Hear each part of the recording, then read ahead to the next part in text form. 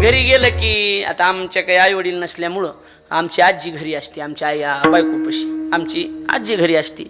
मग मी कीर्तनावरून गेलो, दरवाजा उघडला, लगेच म्हातारी आमची म्हणणार, आजी आलास? म्हणलं हो, बस इथं. म्हणलं बाई, आम्ही बाई म्हणतो. म्हणलं 2 वाजलेत, मला झोपू दे, सकाळी बोलू. नाही नाही, सकाळी मी उठायच्या आधी जातोच, बस इथं. म्हणलं काय बाई काय झालं? काय सांगाव तुला? मेलं कुणी मेलं काय? नाही बाबा असलं बोल जाऊ नको. आम्हाला झालं काय? मग काय झालं काय तुला नेमकं एवढं एवढ्या? काय सांगावा महाराज? म्हणलं झालं काय? हेच. म्हणलं हेच म्हणजे काय?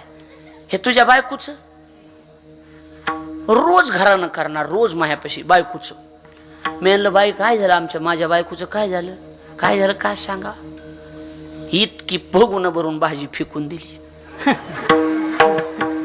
मुठीनं शेंगदाणे टाकायली, तेल तर पाण्यावानी टाकायली, नुसतं वाटोळं करायली, नुसतं वाटोळं करायला लागली. मी आमच्या आजीला जवळ बसविलं. म्हणलं बाई इथं बस.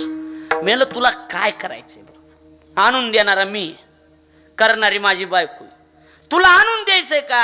तुला काय करायचंय? हे बघ, तुला जर वेळेवर चहा नाही मिळाला, वेळेवर जेवायला नाही मिळालं, तर मग मला तू तिचं घरानं कर. पण तिनं किती वाटोळं केलं आणि काय केलं हे मला सांग जाऊ नको.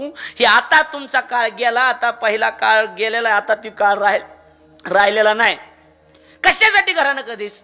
हे फक्त मी माझ्या म्हातारीवर घेऊन इथल्या डांगऱ्याचं सांगायलो, हे ध्यानात ठेवा, बाकी काही नाही. मला गावातल्या म्हाताऱ्याला आणि म्हातारीला सांगायचंय, म्हाताऱ्याला आणि म्हातारीला सांगायचंय, तुमचा काळ गेला आता.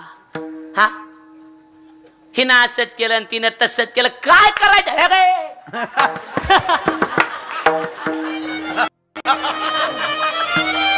नाही चुकीचं आहे का सांगायला? का करायचंय? त्या पोराची होती कुंडी, त्या पोराची अडचण होती दुनियाची. बायकून बोलायला जावा तर माय नीट बोलत नाही, आणि मायकून बोलायला जावा तर बायकू भाकरवाडी.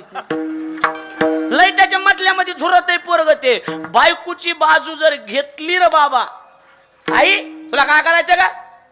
हा, तू बी अशीच आहेस, मला माहिती तुझी चूक. असं जर पोरग म्हणलं रे बाबा, माहित हातात हलकीच घेती बघा, हलकीच घेणार. गावातच हौसा काकू आमचा पप्या बैल झाला, बैल बैल बैल, कुठं बी सांगत बसणार 4 आमचा पप्या का असा होता का काय. शब्दाच्या पुढं नव्हता, माझ्या शब्दाच्या ह्या किरसुनीनं आमचा पप्या बिघडून टाकला.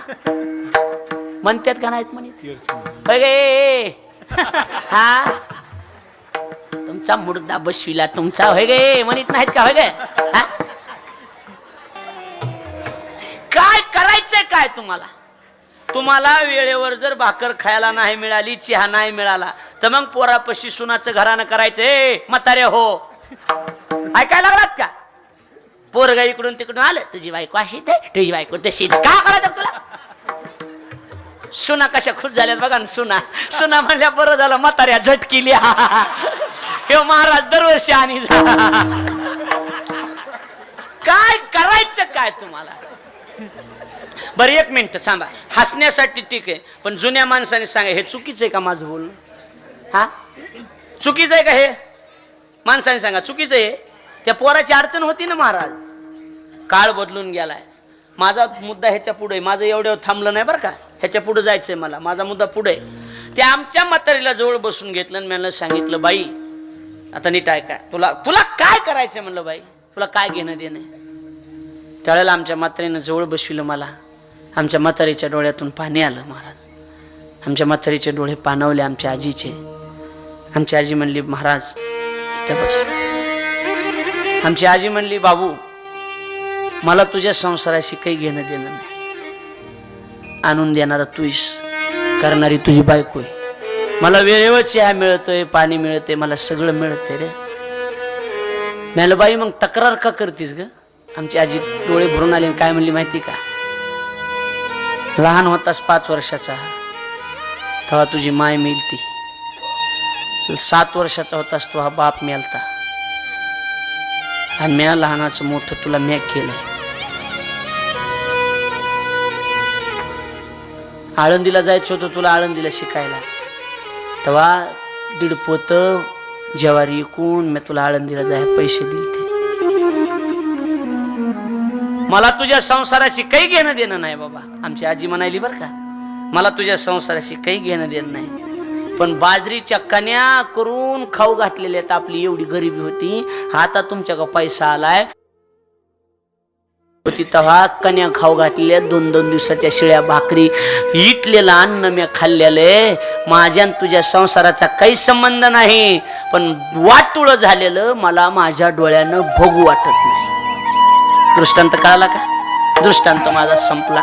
संतांना विचारलं तुमचा लोकांचा अर्थार्थी काय संबंध आहे की तुम्ही इथं आलात? संतांनी सांगितलं माझा आणि लोकांचा संबंध काही नाही, फक्त वाम मार्गाला चाललेला समाज मला डोळ्यानं बघू वाटत नाही. बुडत बुडत हे जाना ना देखवी डोळा, बुडत हे जाना ना देखवी डोळा, बुडत हे जाना ना देखवी डोळा, बुडत हे जाना ना देखवी डोळा, बुडत हे जाना ना देखवी डोळा, बुडत हे जाना ना देखवी डोळा, ना देखवे डोळा, बुडत हे जाना ना देखवे डोळा, हे बुडत हे जाना ना देखवे डोळा, ये तो कनवाला मनोनिया, ये तो कनवाला मनोनिया, बुडत हे जाना ना देखवी डोळा, बुडत हे जाना ना देखवी डोळा, हे बुडत हे जाना ना देखवी डोळा, बुडत हे जाना ना देखवी डोळा, देखवी डोळा, विठो पार कुमार, हो पार कुमार, पार कुमार, हो पार पार कुमार, हो पार हरी हरी हो पार कुमार, हो पार जय जय हो पार कुमार, हो पार.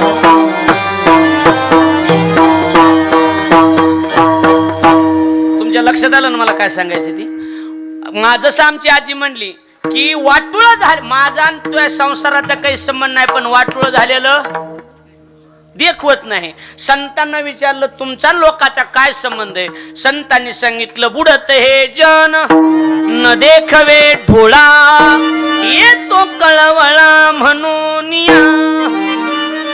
समाजाकडे संतांनी नजर टाकली त्यावेळेला समाज हा अधोगतीला चाललेला दिसला. महाराज ज्ञानोबा म्हणतात ना काय, विषय विषयाचा पडी पाडू, गोड परमार्थ लागे कडू, आणि कडू विषय तू गोडू जीवाशी झाला. परमार्थ गोड आहे, लोकाला कडू वाटायला. संसार कडू आहे, लोकाला गोड वाटायला. तुका म्हणे कडू वाटतो प्रपंच, रोकडे रोमांच कळतदाले, रोकडे रोमांच कळतदाले, तुका म्हणे कडू वाटतो प्रपंच, रोकडे रोमांच कळतदाले, रोकडे रोमांच कळतदाले, तुका म्हणे कडू वाटतो प्रपंच. संतांना प्रपंच कडू आहे, पण तुमच्या माझ्यासाठी प्रपंच कसा आहे? गोड आहे. ज्ञानोबा म्हणतात ना सायासे करी विषय लिंब बहु गोडी आला, विषय लिंब बहु गोड आला, भजन गुळ तो मज कडू झाला, सज्जन तो कडू कडू झाला, वित्त हानिता गळा झेंडू आला, वित्त हानिता गळा झेंडू आला, अशुद्ध अशुची येतात गरुळावो, अशुद्ध अशुची येतात गरुळावो, गरुळावो, लोभ सर्प डंकाला करू का, लोभ सर्प डंकाला करू का, हो लोभ सर्प डंकला करू काय सर्प डंकला करू शाबास, वा. राहून राहून डाव हाणलावा. कसं वाटायलंय आता अनिरुद्ध वा कसं वाटायला आता माऊली कसं वाटायलंय बरत कसं रे आम्ही गायक येत ना आम्ही फलानी येत बिस्तानी येत आम्ही कुकू लावून आणलेले अरे काही वेळेला तालमीमध्ये काही पहिलवानं लंगुटी लाव लाव बेजार असते गप कुणी चड्या मुडपू डाव हाणत असते हाणते का नाही डाव हाणला राईट उगा फिटिंगचं प्रमाण हा काय सुरुवात विषय लिंब बहुगोडी आला. त्या बाका आता नीट ऐका अंदामान सांगा विषय लिंब बहुगोडी आला भजन गुळ हा तुम्ही सांगा भजन गुळ मज कडू झाला. त्या बाका याचा अर्थ एकच आहे विषय लिंब बहुगोड झाला म्हणजे लिंब कडू आहे लिंबू कसे खायला लिंब कडू ती गोड झालं आणि भजन ही गोड आहे ती कसं वाटायलंय कडू पुढं वित्त हानीचा गळा झेंडू आला. वित्त हानिता गळा झेंडू आला अशुद्ध असुची आहे ती गरुळाव वा आणि द्रौपद लोभ सर्प डंकाला करू का. लक्षात आलं का नाही याचे संसाराच्या संदर्भाने हे सगळं प्रमाण आहेत महाराज हा याचा अर्थ एकच आहे की लिंब गोड वाटायला आणि गुळ कडू वाटायला लागला अर्थ एकच आहे माझ्याकडे लक्ष द्या परमार्थाच्या बाबतीत बी तसंच आहे जेवढं चांगलंय जेवढं निकय तेवढं बघा तुम्ही दूध कसं आहे निकय ना दूध खाणं चांगलं का नाही आपण म्हणलं दूध घेता का काय करा दूध घ्यायला तोंड दूध तुम्ही काय करा थोडी चटणी तेल आणि मिरचीचा ठेसा तेव्हा काय रावलं खायला कळायला पाहिजे महाराज मला सांगा अशा गरम बाजरीच्या भाकरी पाहिजे कडक उगत ताप चुलीवर बनविलेल्या अशा फोगलेल्या भाकर आणि तापलेलं लाल बुंद असं दूध पाहिजे असं आणि तोंडी लावायला हा खाण्याचं कसं कळत लगे खाण्याचं लय कळत लगे हा लगे ठेसा लगे तोंडी लावायला आणि रातचा आपण कोणता होता काय की माय खाण्याचं लय कळत आहे माणसाला लगे लगे इकडे लक्ष द्या कसं आहे परमार्थ गोड आहे संतांनी नजर टाकली आणि लक्षात आलं अर मूळ मार्ग सोडून समाज दुसऱ्याच मार्गाने चाललाय कळायला लागले का नाही हा मग मार्ग सोडून दिला आणि दुसऱ्या मार्गाला लागलेत तर आपण इथं उपकार करण्यासाठी आलो तर यांना सन मार्गाला लावणं हे आपलं काम आहे हा बरोबर आहे का याचा अर्थ एकच मग संतांनी समाजाकडे नजर टाकली आणि नजर टाकल्याबरोबर लक्षात आलं बुडत हे जन न देखवे डोळा समाज अधोगतीला चाललेलं डोळ्यानं बघू वाटाना आणि म्हणून येतो कळवळा म्हणून किंवा येतो हिताचा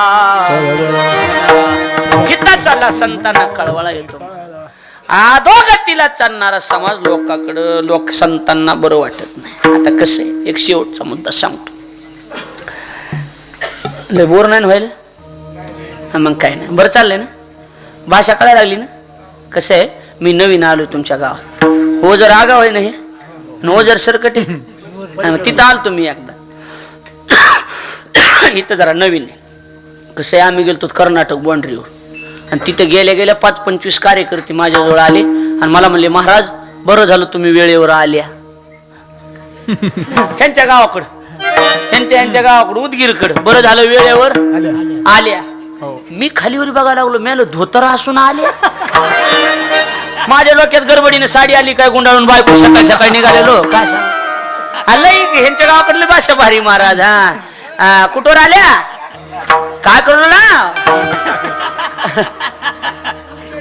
हा तिकडे तुमच्या तिकडे तसंच लपवायला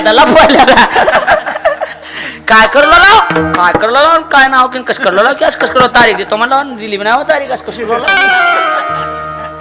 भाषेत बदल असं काही नाही ना आपल्याकडे कळायला लागली ना हा मग लक्ष द्या कसं असते संत कशासाठी आले इथं पटकन बोलायचं शेवटचा मुद्दा उपकारासाठी आणि समाज अधोगतीला चालले त्यांना काय झालं नाही देखवलं नाही सरळ देखवलं नाही पण आता कसं आहे नीट आहे काही महत्वाचा मुद्दा आहे तू कोबरायच्या बाबतीत लोकांनी असं बऱ्याचदा असं असते बघा काय वरून एक ना आतलं मध्ये एक असत वरून काय महाराज कीर्तन म्हणजे कीर्तन झालं बघा चांगलं तोंडावं आणि मी निघून गेलो नालायक असली दोन तोंडी मांडूळ असतील काही काही कोण्या बी गावात जा बरोबर आहे का नाही हे बघा